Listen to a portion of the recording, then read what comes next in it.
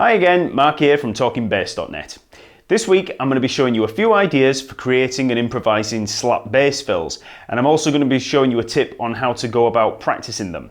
Now bear in mind that this is more of an intermediate lesson and I'm going to be assuming a knowledge of regular slap technique and an ability to play basic slap grooves. Before we get into the fills themselves, let's take a look at the method that we're going to be using to practice them.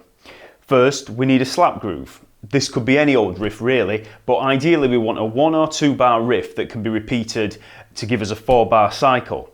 The riff I'm going to be using is as follows.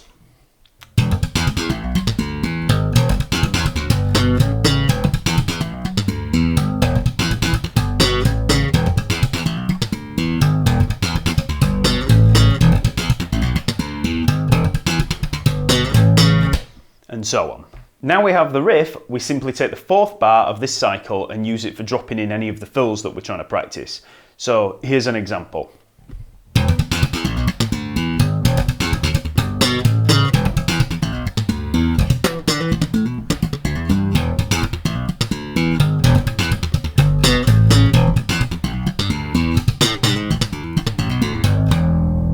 Okay, so let's have a look at that slap riff that I'm using.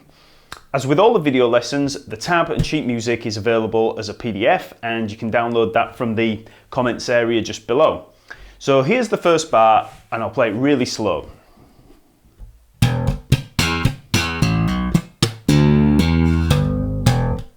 Okay, I'll try it a little slower.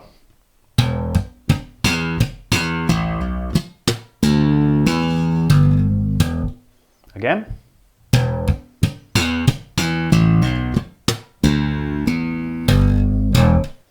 Okay, a little quicker. A little quicker. Full speed.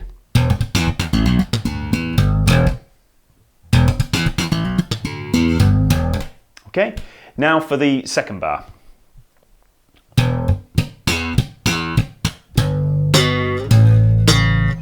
Okay.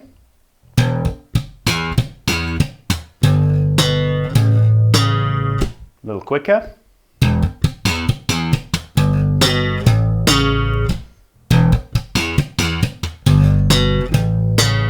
little quicker.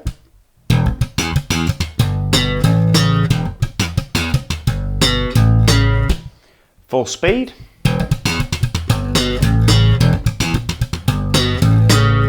Now here's the 2 bars cycled round and round.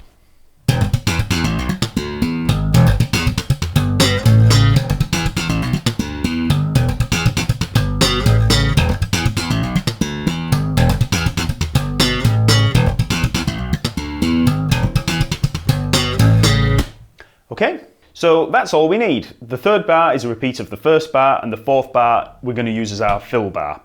So now we have a basic groove, let's try a few fills. This groove works over an E minor 7 chord and has a minor pentatonic vibe, so we'll be using the E minor pentatonic scale as the palette of notes for all the melodic side of things. But you can also use an E Dorian scale if you want to use the 2nd and 6th degrees, and you can also use a blues scale for a little bit of chromatic variation too. If you want any help with the minor pentatonic scales, just check out my lesson dedicated to them on my YouTube channel. So the first most obvious thing that we can try in filling this 4th bar is simply trying a line that we would normally play with fingers or a plectrum and playing it slap style. This is good for thinking melodically right from the start. It's easy to fall into that kind of rhythm heavy, percussive, triplety style of playing slap fills, because it's impressive and it's easy to play fast for all your friends. But you'll soon find yourself running out of ideas and sounding kind of repetitive. So let's try a pretty basic fill that we might play with our fingers. Okay, now let's try that slapped.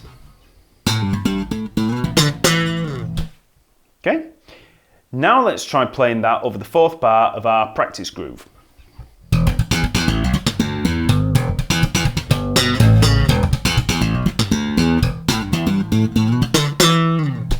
Okay, so I'll now give you a few examples of playing some of these simple melodic fills over our basic practice groove.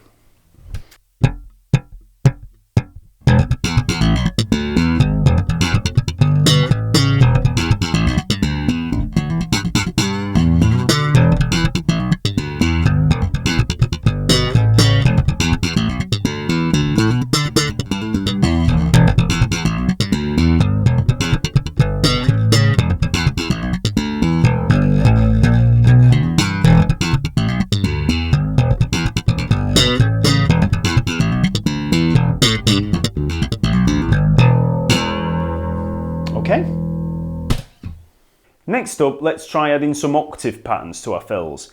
These can be really easy to incorporate into your slap fills by just using slides and rhythmic patterns. I'll show you a couple of different lines just as examples. First of all, let's take an octave on the tonic E, here on the A string and G string, and use the following rhythmic grouping. Okay, again. This lick is simply 4 groups of 3 semiquavers or 16th notes, followed by a grouping of 4. Each group of 3 is a pattern of 2 slaps and a pop. And then the group of 4 is 2 slaps and a hammer-on from the D to the E. So slow.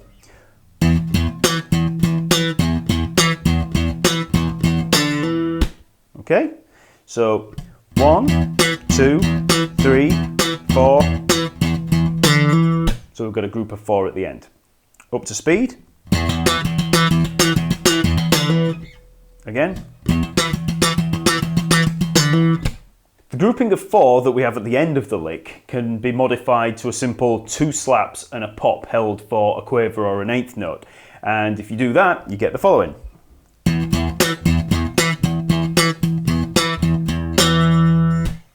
Full speed. That lick can be moved around the neck quite easily, so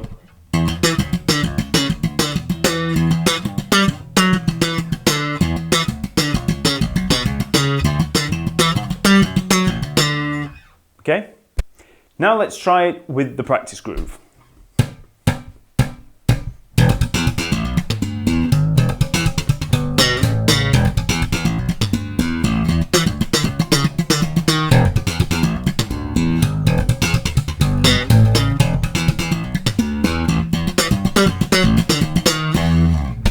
Okay, next let's try some more octave patterns, but this time we'll use some open string hammer-ons. You can use the open string to hammer on into the octave even if the note is out of the key or it's unwanted, because it's used for such a short period of time. If we apply this to the E octave pattern that we were just using, then we get the following.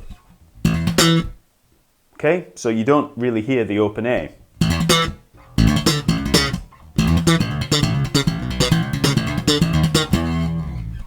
So if we apply this technique to the E octave on the A and G string here, and we use the open A string as our open string, we get the following lick. Open string, hammer on to the E, slap, pop. Open string, hammer on, slap, pop. Open string, hammer on, slap, pop. Okay? You want to practice this really slowly until you're comfortable with the pattern, and then gradually build up speed. A little quicker. A little quicker. More. Full speed.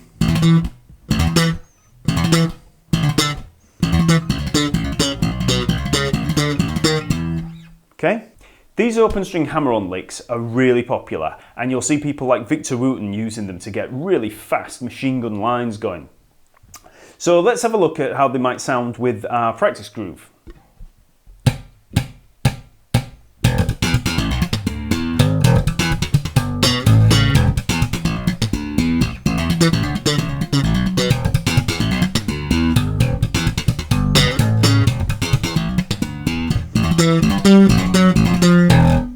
Okay, just as an added extra, you can also incorporate slides into some of these octave fills, and it gives you a kind of slinky feel, just like this.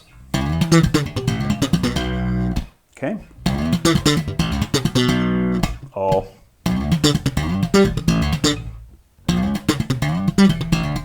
so I'm just sliding into the octave. From anywhere really, you can do a short slide or a long slide. That's fairly long. Small.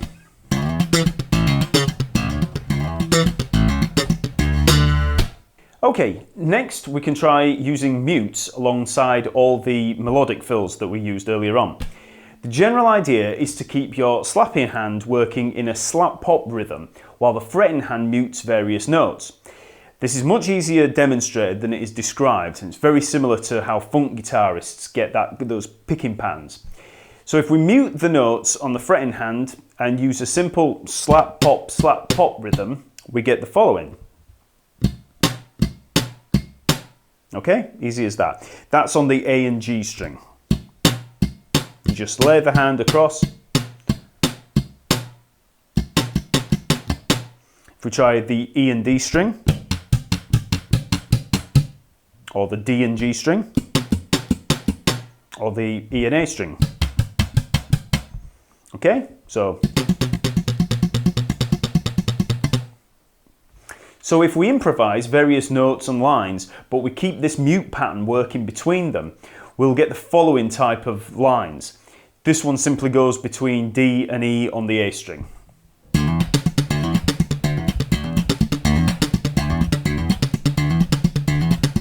Okay?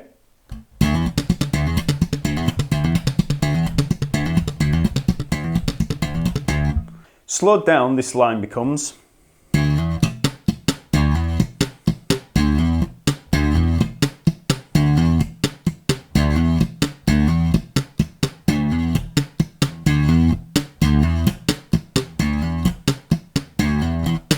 Okay, a little quicker.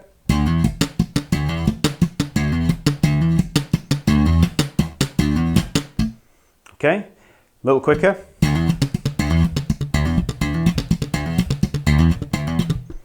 And much quicker.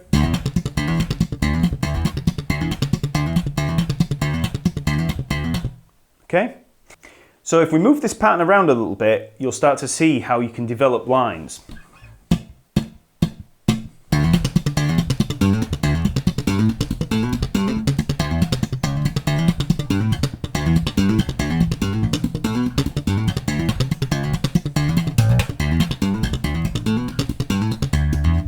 Okay, so if we now try applying some of these muted lines to our practice groove, we'll get the following kind of effects.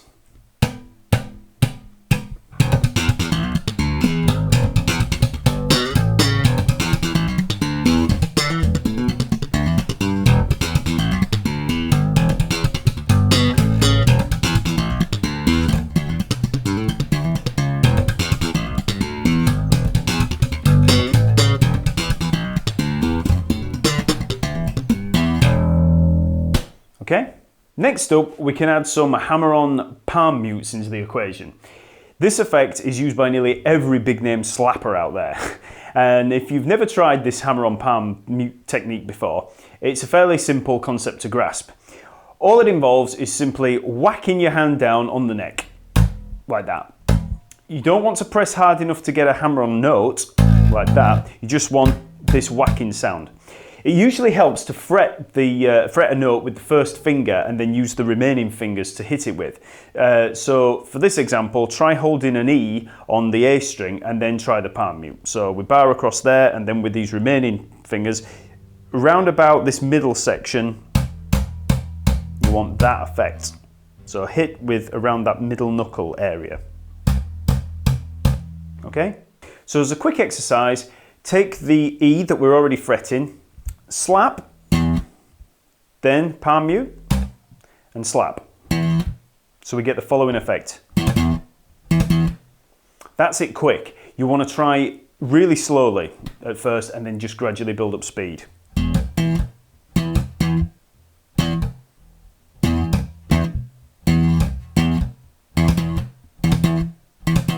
Okay, now let's add a pop into the lick. You want to bar your first finger across, so we're on the E on the A string, and then we're fretting the D on the G string, and then slap, hammer on slap, slap, pop. So that's the action. Slap, hammer on slap, slap, pop. Fast, it becomes. Okay? Again, start really slowly and build up speed.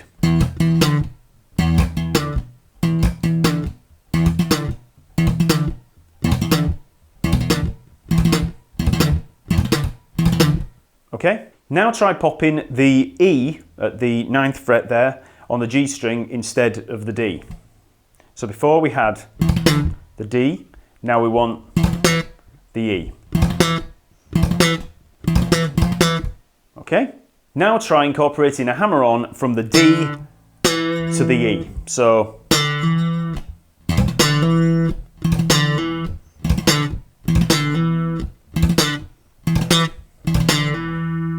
okay? This effect is similar to the way that drummers flam into rolls, and we can use it for the same kind of rhythmic effect at the start of our fills, okay? Okay? Now, let's finally try one of the more flamboyant slap fills. These are the machine gun triplet licks that you'll hear Mark King and Stu Hamm using all the time. Once you've got the basic pattern under your fingers, you'll find it really easy to play really fast solo slap lines. Here's an example of one of the triplet lines that Stu Hamm might play.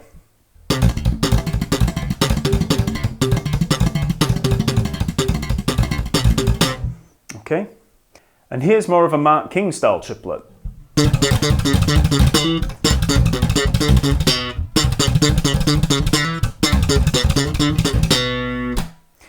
As you can hear with these licks, it sounds like your thumb's working overtime, but it's more a product of coordination between the hands than anything else. We'll be using the hammer-on palm mute that we covered in the last lick to create this triplet effect. So first of all, you want to bar the first finger so that we fret the E on the A string and the D on the G string there at the 7th fret. Now use the hand pattern of pop, palm mute, slap. And that's it. You want to start out incredibly slow and build up speed gradually. So pop, pop, mute, slap, pop, mute, slap.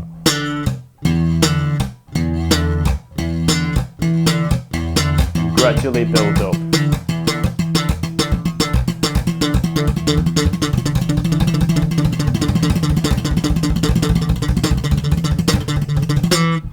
As I said before, start out incredibly slow and build up speed gradually. If you start losing coordination between the hands and getting scrappy, then you're going too fast. Slow down. When I first tried doing this lick, I kept rushing because I was so eager to play really fast, but it just ended up sounding awful and messy. Don't run before you can walk. It's frustrating, but you'll be surprised at how quickly it starts to improve once you've got the pattern properly assimilated into your muscle memory. So now let's try incorporating that lick into our practice groove.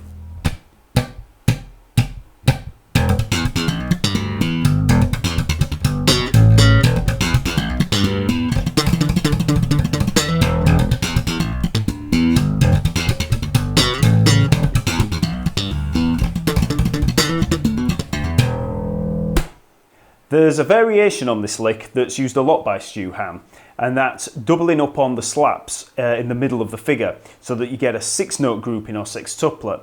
And the pattern becomes pop, mute, slap, slap, mute, slap. So it's kind of 2 sets of 3 rather than a 6 really. So the first of the 3, pop, mute, slap as normal, and then the second 3, slap, mute, slap. So, slow.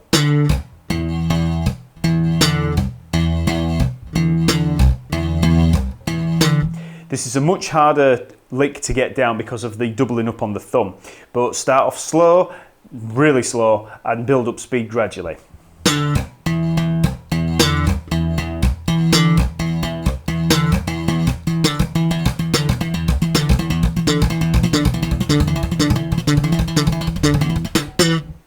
This is a much trickier pattern to learn and will probably take quite a while to get up to speed, but once you do, it can be used along with the original triplet lick to pretty good effect.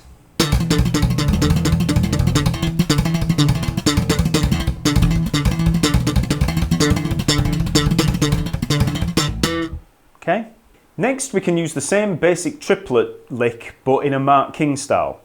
This involves moving the top note around, so you'll need to play the note as normal rather than using the bar like we did with the Stu Hamm version.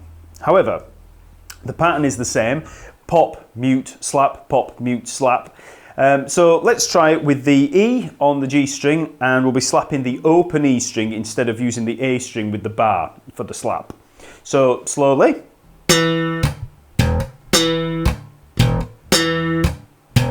So that's the lick.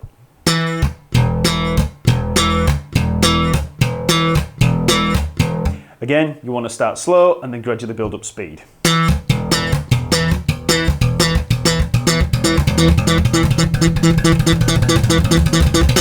Okay, you can also use your forearm to mute the open E if you so desire, to get a more percussive effect.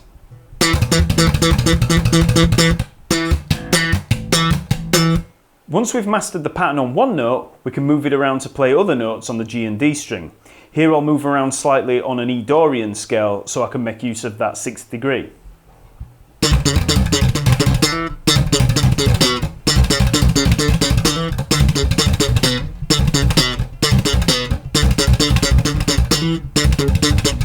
So now let's try incorporating the lick into the practice groove.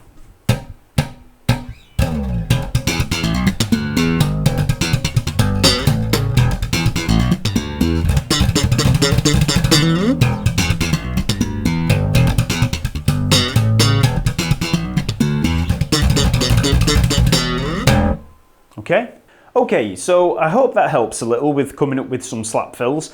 I don't really want to just feed you a bunch of licks. It's much more interesting and helpful to give you the tools necessary to explore concepts on your own, and hopefully you can use these basic outlines as springboards for your own lines.